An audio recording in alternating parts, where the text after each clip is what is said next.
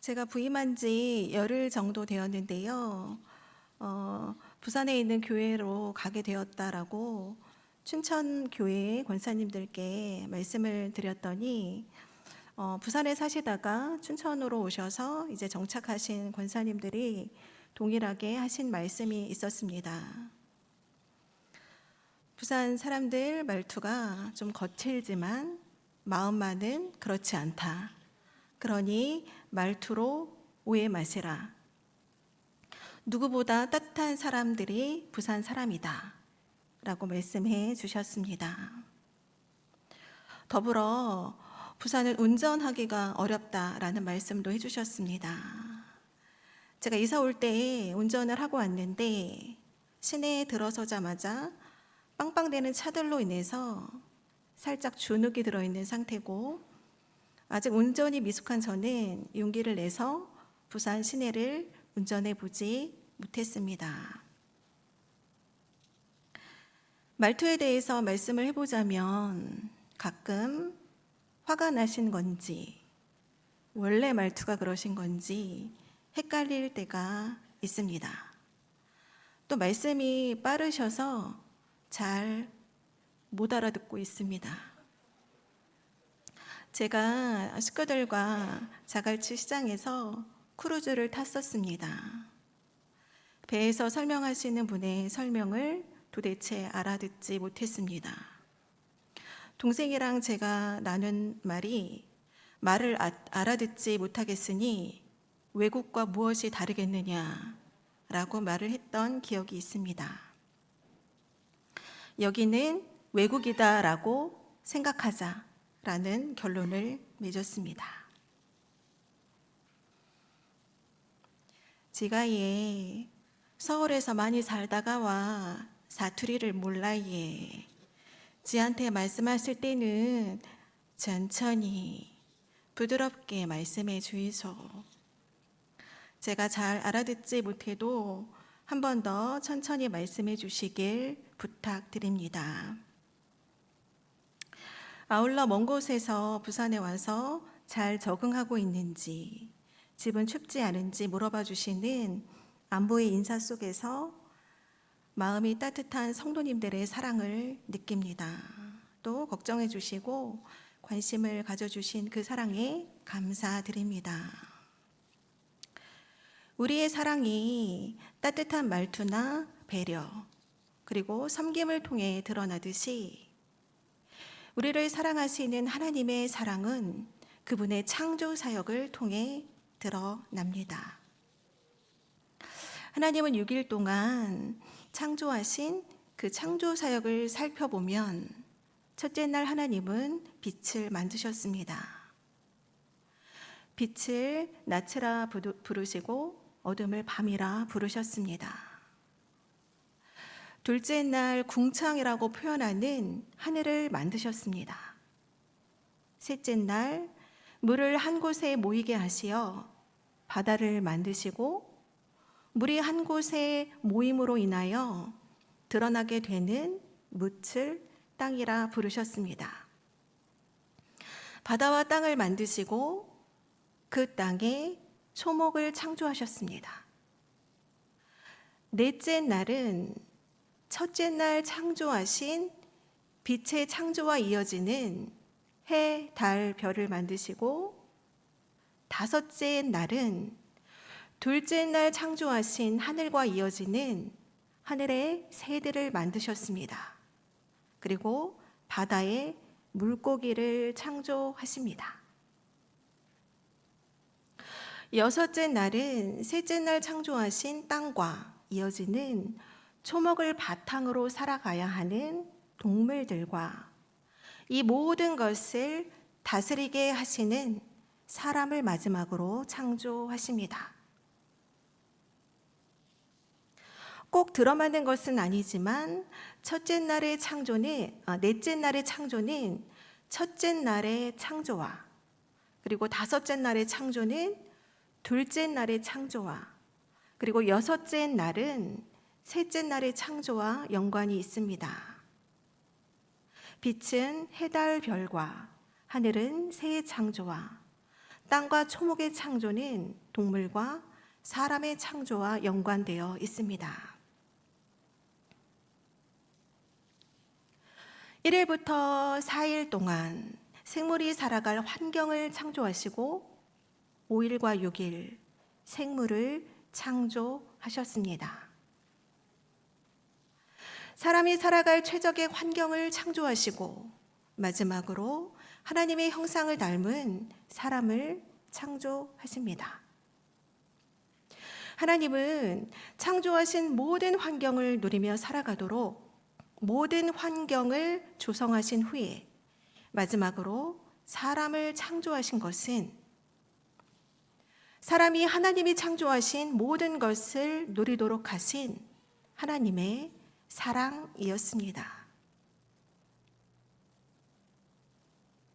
그런데 특이한 점은 셋째 날 동물과 인간을 창조하신 하나님은 창조 역사 가운데에 셋째 날 창조하신 초목에 대하여 사람과 짐승이 먹을 식물을 각기 구분하여 주셨다라는 것입니다. 먼저 창세기 1장 11절을 읽겠습니다. 창세기 1장 11절입니다. 하나님이 이르시되 땅은 풀과 씨 맺는 채소와 각기 종류대로 씨 가진 열매 맺는 나무를 내라 하시니 그대로 되어. 셋째 날 하나님은 땅의 풀과 씨 맺는 채소와 씨 가진 열매를 맺는 나무를 창조하셨습니다. 6일째 하나님은 사람을 창조하시고 그들에게 모든 생물을 다스리라 하십니다. 그러면서 첫째 날 창조하신 풀과 채소와 열매 맺는 나무인 초목을 창세기 1장 29절, 30절을 통해 인간과 동물의 먹거리를 구분하여 주셨습니다. 자, 29절은 인간이 세상을 살아가는 데 필요한 기본적인 지침들 중에서 음식에 대한 지침을 주십니다. 인간은 하나님께서 창조하신 모든 것을 다스리고 누릴 수 있는 존재로 지음받았고 지음받은 모든 것을 누리도록 허락하셨습니다. 그러나 먹을 것에 대해서는 구분해 주셨다라는 것입니다. 창세기 1장 29절, 30절입니다. 함께 읽겠습니다. 하나님이 이르시되 내가 온 지면에 씨 맺는 모든 채소와 씨 가진 열매 맺는 모든 나무를 너희에게 주노니 너희의 먹을거리가 되리라. 또 땅의 모든 짐승과 하늘의 모든 새와 생명이 있어 땅에 기는 모든 것에게는 내가 모든 푸른 풀을 먹을거리로 주노라 하시니 그대로 되니라. 인간에게 허용하신 것은 즉 씨 맺는 모든 채소와 씨를 가진 열매 맺는 모든 나무입니다. 먼저 사람은 씨 맺는 채소와 열매 맺는 나무를 먹을 수 있으나 동물은 먹거리로 주어지지 않았습니다. 짐승과 새와 생명이 있어 땅에 기는 모든 것에게 양식으로 주어지는 것은 푸른 풀로 묘사되어 있습니다. 모든 풀은 풀입니다. 자, 사람에게는 씨 맺는 채소나 씨 맺는 열매 맺는 나무를 식물로 허락하신 것과는 대조적으로 짐승에게는 씨와 열매와는 무관한 푸른 풀로 구분하여 주신 것입니다. 물론 타락 이후에는 동물이 사람의 먹거리로 허용됩니다. 씨 맺는 모든 채소, 씨를 가진 열매 맺는 모든 나물은 동물들도 먹을 수 있습니다. 그러나 동물에게 허용된 모든 푸른 풀의 종류를 사람이 다 먹을 수는 없습니다. 하나님은 사람과 동물의 먹거리를 구분해 주셨다라는 것입니다. 노아 홍수 이후부터 창세기 9장 3절에는 모든 산 동물은 너희의 먹을 것이 될지라. 채소같이 내가 이것을 다 너희에게 주노라 말씀하고 있습니다.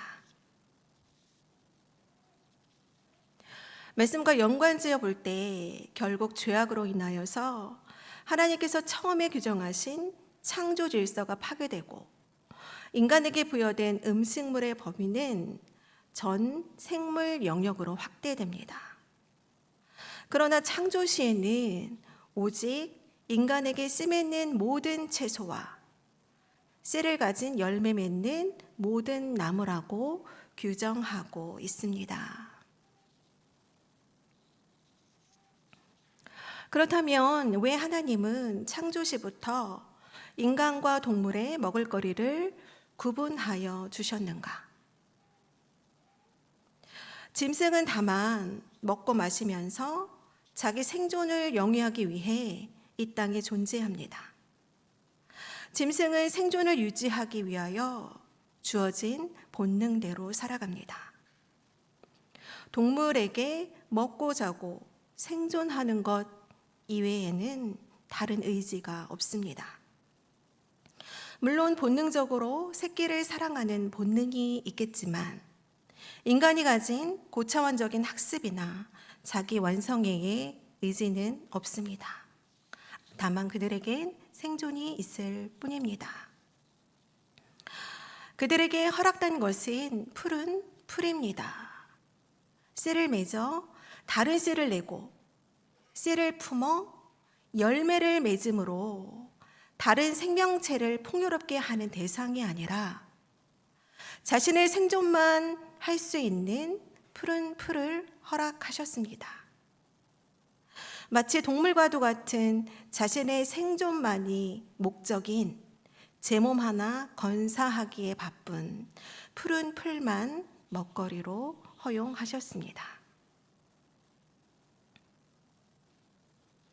그러나 하나님의 형상을 따라 창조된 인간은 영성, 도덕성, 지성 등을 소유함으로써 끊임없이 자기 완성을 위해 노력하는 존재입니다. 다른 피조물을 다스리고 지배할 수 있는 특권을 지닌 존재로 창조되었습니다. 인간은 자신의 삶을 영위하는 존재를 넘어 자신을 타인에게 기꺼이 내어줌으로 서로를 영화롭게 할 수 있는 하나님을 닮은 자로 창조하셨습니다. 짐승의 형상은 다만 먹고 마시면서 자기 생존을 영위하기 위해 이 땅에 존재합니다. 그러나 태고부터 하나님의 형상인 사람은 씨와 열매를 땅에 떨어뜨려 또 다른 식물을 내는 것처럼 자신을 죽여 생명을 재창조하는 희생의 복음으로 또 다른 생명을 잉태하기 위해 세상에 존재합니다. 씨란 생명의 근원이 있는 것이기에 가능성의 존재입니다. 하나님은 우리 안에 하나님의 형상을 닮은 씨를 심어 놓으셨습니다. 씨를 맺는 채소와 씨를 맺는 열매 맺는 나무는 생명을 품은 씨앗을 품고 있습니다. 이는 자신이 죽어져 다른 생명을 살리는 풍요로움을 더하는 주님의 형상을 닮은 씨로서 자신을 드릴 수 있는 가능성을 지닌 존재라는 것입니다. 우리가 생명의 근원이신 하나님을 닮은 존재이듯 말입니다. 우리는 과연 다른 사람을 살릴 수 있는 생명의 씨를 낼 수 있는 씨 맺는 채소이며 씨 맺는 열매를 맺는 나무의 삶을 살아가고 있는가? 아니 어쩌면 씨앗인 채로 생명을 잉태하고 살릴 수 있는 충만한 가능성을 지녔으나 씨앗 자체로 멈추어 있지는 않은가?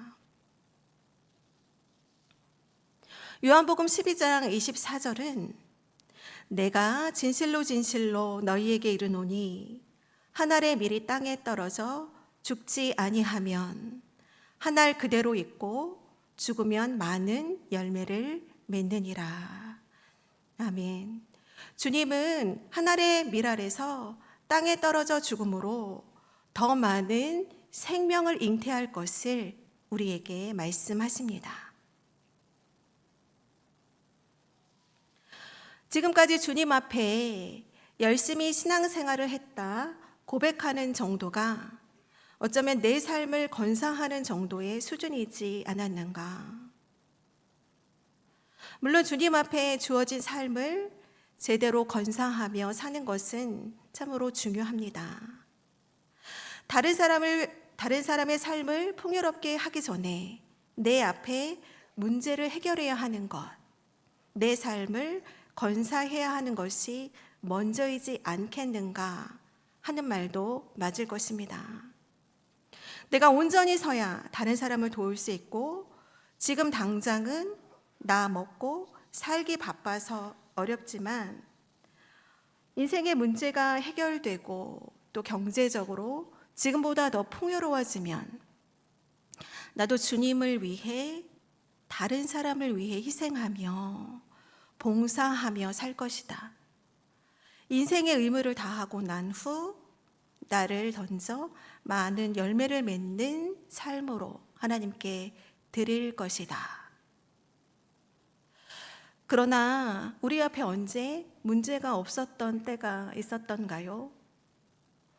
전심으로 자신의 삶을 제대로 살려고 발버둥 쳐도 제대로 되어지지 않는 것이 우리의 연약한 모습이 아닙니까?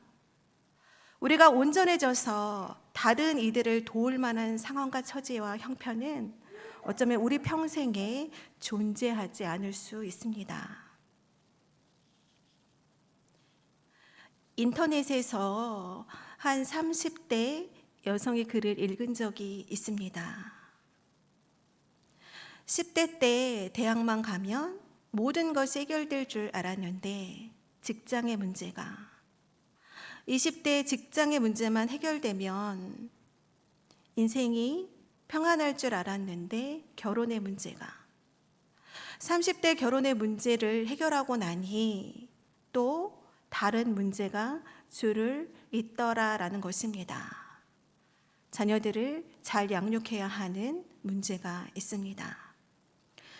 아이들을 다 키우고 나면 그들의 결혼 문제, 또 손주들을 돌보아 주어야 하는 문제, 노년의 건강과 재정이라고 하는 노후 대비 문제, 우리 삶의 한순간도 문제가 없는 내 삶을 제대로 건사했다고 느껴지는 때가 과연 존재할 것인가 라는 것입니다.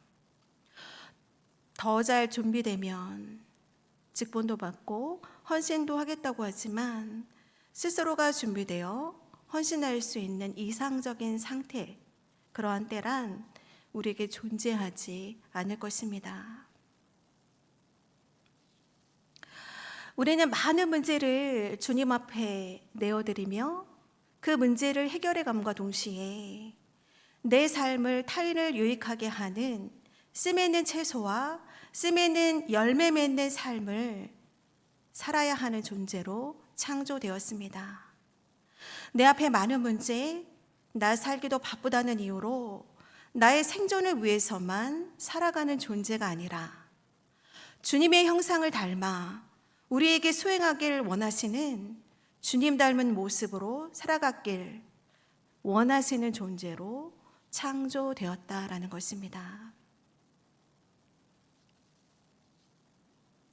예수 그리스도는 가장 높임을 받아야 하시는 창조주이면서도 아브라함과 다윗의 씨로 인간 세상에 오셨습니다.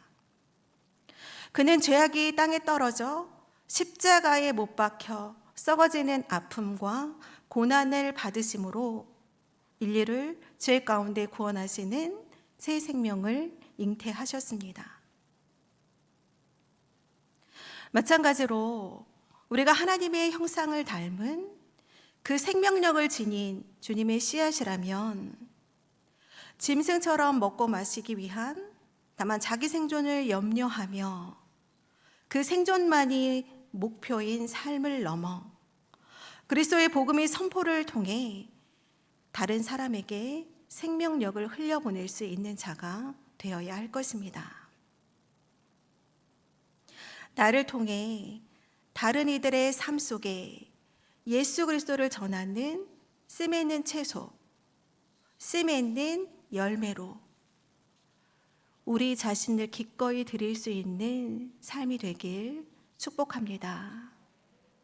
우리가 하나님의 형상을 닮은 그러한 존재라면 짐승처럼 먹고 마시기 위한 다만 나의 삶, 생존만을 염려하는 삶을 넘어 예수 그리스도의 복음의 선포를 통해 온 인류를 구원할 죽기까지 자신의 몸과 피를 내어주신 그 삶을 따르는 희생의 성만찬의 삶을 우리 모두가 살아내길 축원합니다.